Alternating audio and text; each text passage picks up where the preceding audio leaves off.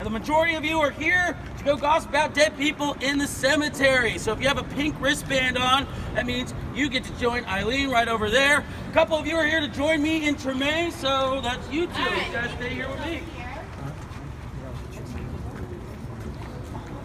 This is the ghost tour. Huh? I'm just talking from my phone video. It's a cemetery tour. Well, I'm cemetery tour. Get up in the shade. All of my pink folks. Alright, so I'm going to get you guys to kind of ooch over this way.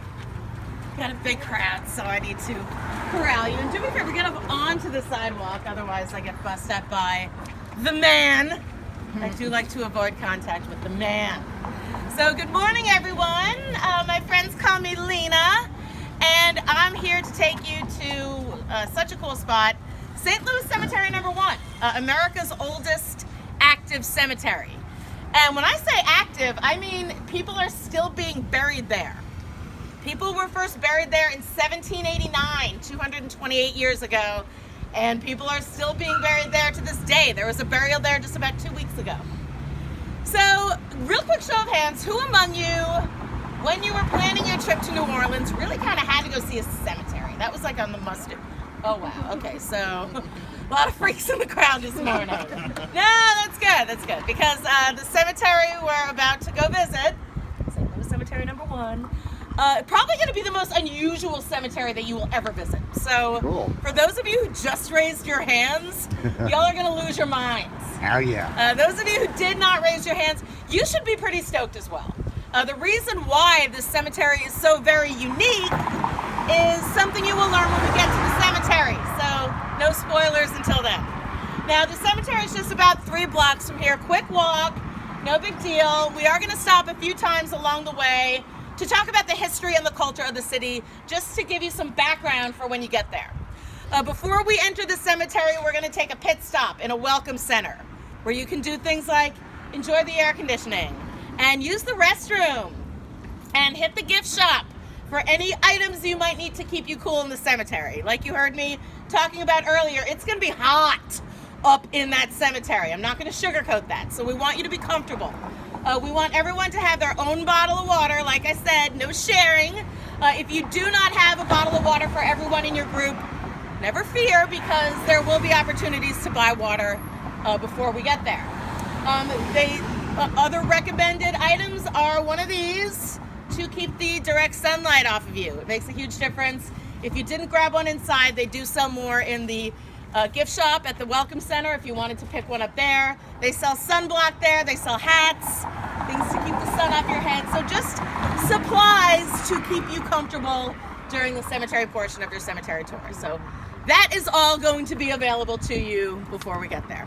Now, I do welcome questions, so bring it. I just ask that you do me one solid and just wait till I shut up and then ask. Are snacks could be included with this? I didn't shut up yet. Every once in a while I do shut up. When that moment comes, you got to get in there and ask. So I'm going to shut up now. Ask. Food at any snacks at the center we're going to visit, or with the refreshments and stuff and the air conditioning? Is there what now? Any snacks. Little snackies. Yeah, there's like cookies, chips, like little snackies, just, you know, stuff like that. Okay. Yeah, you gotta get powered up. Any other questions? That was a good question. Are we allowed to take pictures while we're there? Can you take pictures while you're? Yes, and I encourage you to do so, because this is a very photogenic cemetery for sure. I will give you a spoiler. The Archdiocese of New Orleans, which owns the cemetery, prohibits the taking of video while you are in the cemetery. So there's not going to be any video, but photos are fine, and I encourage it. Any other questions? Yes. What's your name again? Lena. Lena. Yeah. Thank you. You're welcome. That was a great question. Any other questions? Lena! See? All these good questions. Any other questions? It's Lena. Okay, so we are going to proceed with caution across... All right, run, y'all. For us to have a party, we needed one, so you're invited. So New Orleans was founded 299 years ago in 1718, and it is founded by the French. Actually, those of you in the sun, over here in the shade, I miscalculated where the shade was going to be. Just kind of get back in that shade. Yeah, France at the time already had some territory in the New World up in Canada, which they used to call New France back then. But they wanted a bigger piece of the action in the New World, specifically a city on the Gulf of Mexico, to support them in that lucrative Gulf of Mexico shipping trade. So France sent an exploration team that was led by two brothers. They were known as Bienville and Iberville. And they were coming down here to explore the Gulf Coast and find a location for that new French city. So Bienville is the lead explorer, and he's a military man. He's a naval officer. So he was on the lookout for a location that was going to be easy to defend. That was his priority. So the party comes down, and they're exploring several places along the Gulf and like rejecting one after another for different reasons. Bienville comes in a little bit to where the Mississippi River is hugging the coastline, gets to the river, comes a little bit down the river, and gets to a very dramatic crescent bend in the river, right here. He's exploring this area. Bienville gets the lay of the land. He gets all the waterways. And he determined that of all the places he had seen so far, this was going to be the best location for that new French city. Okay, why? Why here? So Bienville had 4 reasons for deciding to put the city here. Now the first is that where we're located is about 100 miles upriver from the mouth of the Mississippi, where it empties into the Gulf.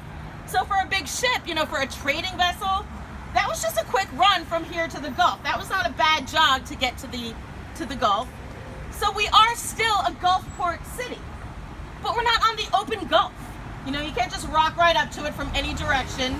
You got to do a little tricky maneuvering inland to get here. So not so easy to surprise us. So that was reason number 1.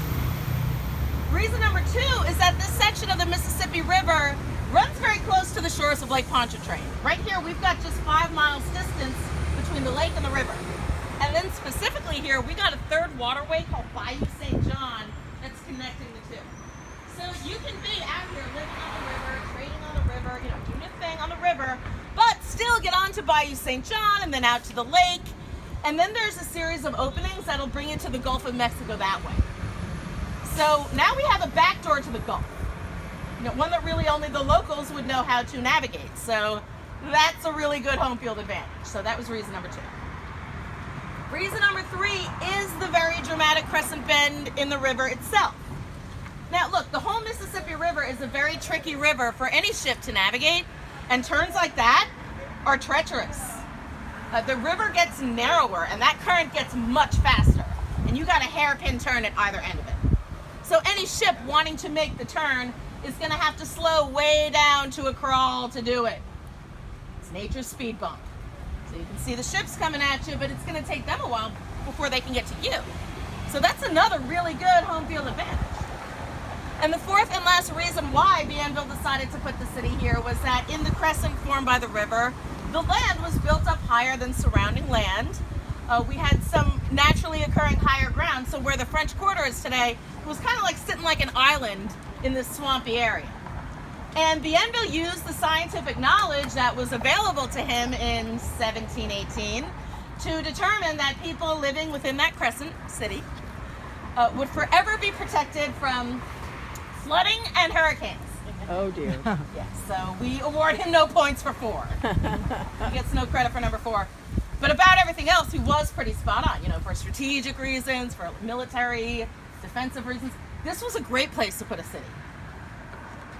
For just about every other reason out there, this is a horrible place to put a city, y'all.